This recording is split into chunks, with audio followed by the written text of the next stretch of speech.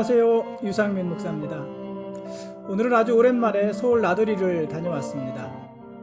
교단 총회본부에서 모임이 있었습니다. 오전 10시 30분에 모이기로 해서 아침 일찍 나갔는데 가는 내내 차량이 아주 많았습니다. 올림픽대로 행주대교에서 성산대교 구간과 신촌 연세대학교 앞길에서는 거의 차가 속도를 내지 못했습니다. 처음에는 오랜만에 서울 나들이에 살짝 들뜬 마음이 있었는데 차가 밀리기 시작하면서부터는 아무 생각도 들지 않았습니다. 라디오를 음악 채널에 맞추어 놓았고 음악을 들으면서 운전을 했는데 처음에는 어떤 음악을 들었는지 조금 생각이 나지만 중간부터는 어떤 음악을 들었는지 하나도 기억이 나지 않습니다. 이런 길을 매일 출퇴근하는 사람들이 새삼 대단하다는 생각이 들었습니다.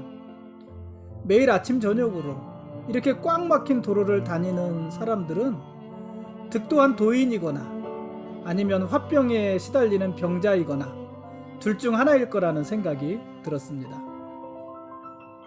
모임 마치고 서울 성곽길이라도 둘러보고 싶었는데 그러기에는 날이 너무 더웠습니다.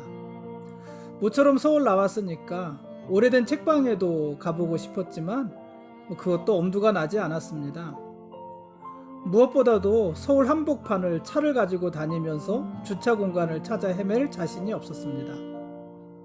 그래도 광화문 근처까지 갔으니 그곳에 있는 친구 얼굴이라도 볼까 싶어서 전화를 했는데 시간이 맞지 않아서 보지는 못했습니다. 결국 서울에서 제가 한 일은 공적인 것 빼고는 아무것도 없습니다. 어느덧 서울은 저에게 그저 공적인 공간일 뿐 사적으로는 아무런 관계가 없는 곳이 되었습니다. 물론 서울에는 아직도 추억이 많이 있지만 그냥 그게 전부입니다.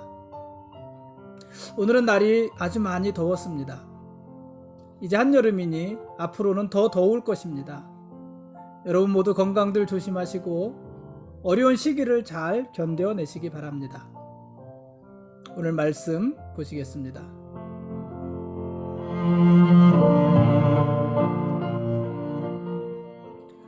오늘 읽을 말씀은 미가서 4장부터 7장까지 말씀입니다. 미가서 4장에서 선지자는 절망적인 현실에서 하나님이 약속하신 희망찬 미래로 시선을 돌립니다.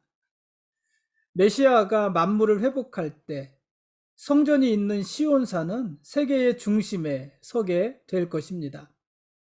그리고 모든 열방은 시온으로 나와서 왕이신 하나님께 경배하며 그분의 말씀에 귀를 기울이고 말씀이 임하는 온 땅에 하늘의 평화가 충만하게 될 것입니다. 그러므로 하나님의 백성들은 잠시 받을 환난에 위축되어서는 안 됩니다. 오히려 그 백성을 궁극적으로 회복시키시는 그리고 새롭게 하시는 그 하나님을 의지하면서 현재의 고난을 인내할 수 있어야 합니다. 5장에서 선지자는 하나님의 심판 이후 이스라엘에 평화의 선지자를 보내실 것을 이야기합니다.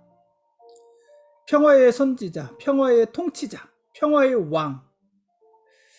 이분은 누구냐면 유대의 작은 마을에서 나실 분입니다. 그분은 다윗의 뒤를 이어 왕이 될 것이고 다윗의 위를 이어서 왕이 될 것이고 이분이 왕이 될 때에 모든 대적들은 물러가고 하나님의 나라는 평강의 나라로 영원히 굳게 서게 될 것입니다.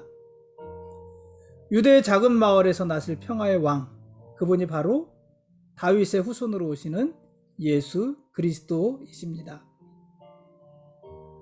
6장에서는요, 하나님의 은혜를 기억하지 못하는 이스라엘의 죄를 지적하십니다. 이스라엘은 하나님이 자신들과의 언약을 저버렸다고 불평했습니다. 그러나 하나님은 언약의 의무를 저버린 것은 당신이 아니라 이스라엘이라고 하십니다. 하나님은 이스라엘 백성을 애굽에서 건져내셨습니다. 그리고 요단강 건너 약속의 땅에 이를 때까지 보호해 주셨습니다. 그러나 이스라엘은 이런 하나님의 은혜를 누리면서도 하나님을 향해 불평했고 하나님 대신에 우상을 섬겼습니다. 그래서 이스라엘 공동체 안에는 우상 숭배, 음란, 불의, 거짓, 폭력 이런 것들이 난무했습니다. 이스라엘은 부정한 거래를 통해서 자신들의 이익을 추구했습니다. 그들의 저울은요, 항상 속이는 저울이었습니다. 그들의 주머니에는요, 거짓 저울추가 항상 있었습니다. 여러분, 거짓 저울추를 가지고 다닌다는 게 무슨 말이에요? 항상 속일 준비를 하고 다녔다는 것이에요. 그렇게 해서 그들은 자기들의 부를 쌓았던 것입니다. 그러니 다른 사람들을 속여서 다른 사람들의 것을 몰래 훔쳐서 자기들은 부자가 된 것입니다. 이들은 하나님을 버리고 사람을 박대한 오므리와 아합의 길을 따라갔습니다. 하나님은 이런 이스라엘을 심판하겠다고 하십니다. 하나님은 그들의 삶이 황폐하게 될 거라고 하십니다. 그들의 모든 수고는 헛수고가 되고 그들은 아무리 먹어도 배부르지 않을 것입니다. 그렇게 그들은 세상의 조롱거리가 될 것입니다. 마지막 7장에서요. 선지자는 자신이 살고 있는 악한 시대를 바라보면서 탄식합니다. 법도, 선함도, 의도, 경건도, 질서도, 참된 지도자도 없는 이스라엘의 현실을 바라보면서 신음합니다. 하나님을 경외하지 않는 사람들은 오직 욕망의 노예가 되었고 서로 속이고 빼앗고 악을 부추기면서 죄를 죄라고 부르지도 않았습니다. 죄를 죄라고 부르지 않으니 당연히 죄를 회개하지도 않았습니다. 그러나 선지자는 이런 절망의 땅에 살면서도 희망을 봅니다. 하늘의 희망을 봅니다. 공의가 사라지고 품속의 아내도 믿을 수 없는 상황에서 선지자는 유일한 소망이신 하나님을 기억해냅니다. 죄로 넘어지고 사망의 그늘에 짙게 드리워져도 여러분, 다 끝난 게 아닙니다. 우리의 형편이 어떠하더라도 우리가 하나님을 바라보면서 하나님께로 돌이킨다면 우리는 우리 영혼까지 솟게 하시는 하나님의 구원을 경험할 수 있을 것입니다.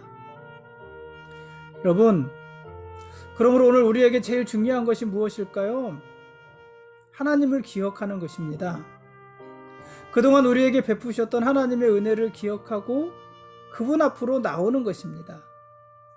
그것이 이 땅에서 살아가는 우리들의 유일한 소망이 될 것입니다. 지금까지 미가서 4장부터 7장까지 말씀에 대한 길라잡이였습니다. 내일 읽을 말씀은 다시 열왕기서로 넘어와서 열왕기 하 21장부터 23장까지 말씀입니다. 미가서의 마지막 장에서 하나님께서는 옛적에 이스라엘을 애굽에서 건져내신 것처럼 이제 이스라엘의 새로운 출애굽이 있을 것임을 예고하십니다. 엄밀히 말을 한다면 출애굽이 아니라 출바벨론 이렇게 말을 할 수 있을 것입니다. 여러분, 새로운 출애굽이란 것은요, 이스라엘이 바벨론에서 예루살렘으로 돌아오는 것을 말을 합니다. 그럴 거라는 것입니다. 하나님이 이스라엘을 애굽에서 건져서 가나안 땅으로 들어가게 하신 것처럼 하나님께서 이스라엘을 바벨론에서 건져서 다시 가나안 땅 예루살렘으로 돌아가게 하실 거라는 것입니다. 그것을 예고하십니다. 그것이 새로운 출애굽인데 이 새로운 출애굽이란 단지 이스라엘이 바벨론에서 예루살렘으로 돌아오는 것만을 의미하지 않습니다.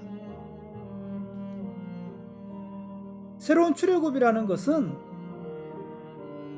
장차 죄와 사망의 속박에서 당신의 백성들을 건져내서 참 생명과 자유를 주실 십자가의 구속을 의미하고 또 그것을 우리가 바라보게 하는 것입니다. 하나님은 자기 백성들을 향한 절대적인 사랑을 보여주십니다. 하나님은 자기 백성의 죄를 책망하시지만 그러나 그렇다고 영원히 노를 품고 계시는 분은 아니십니다. 하나님의 징계의 기간이 끝나면 하나님은 모든 죄를 용서하시고 또 한 번 용서하신 죄는 다시 돌아보지도 않으시고 그 죄에 대해서 다시 거론하지도 않으실 것입니다. 그것이 우리를 향하신 하나님의 은혜고 사랑이신 것입니다. 오늘 미가서 7장 6절에서 8절 말씀을 읽으면서 이 미가서 길라자비를 마치려고 합니다. 제가 한번 읽어보겠습니다. 내가 무엇을 가지고 여호와 앞에 나아가며 높으신 하나님께 경배할까? 내가 번제물로 1년 된 송아지를 가지고 그 앞에 나아갈까? 여호와께서 천천의 수량이나 만만의 강물 같은 기름을 기뻐하실까? 내 허물을 위하여 내 맏아들을 내 영혼의 죄로 말미암아 내 몸에 열매를 드릴까? 사람아, 주께서 선한 것이 무엇임을 내게 보이셨나니 여호와께서 네게 구하시는 것은 오직 정의를 행하며 인자를 사랑하며 겸손하게 네 하나님과 함께 행하는 것이 아니냐. 여러분, 우리 예배는 많은 번제물과 수량의 기름으로 드리는 것이 아닙니다. 우리의 예배는 하나님과 동행하면서 정의와 사랑으로 겸손하게 살아가는 것으로 드리는 것입니다. 여러분, 그게 예배입니다. 그래서 예배는 예식으로만 드리는 것이 아니라, 예식으로 드리는 것이 전부가 아니라 삶으로도 드려야 하는 것입니다. 그렇게 예배하는 자들의 예배를 하나님이 받으시는 것이고, 그렇게 예배하는 자들에게 하나님께서 새로운 소망을 매일같이 부어주시는 것입니다. 오늘은 여기까지 하겠습니다. 우리를 구원하시는 하나님, 그분이 우리의 왕이십니다. 그리고 우리는 그분의 거룩한 백성들입니다. 고맙습니다.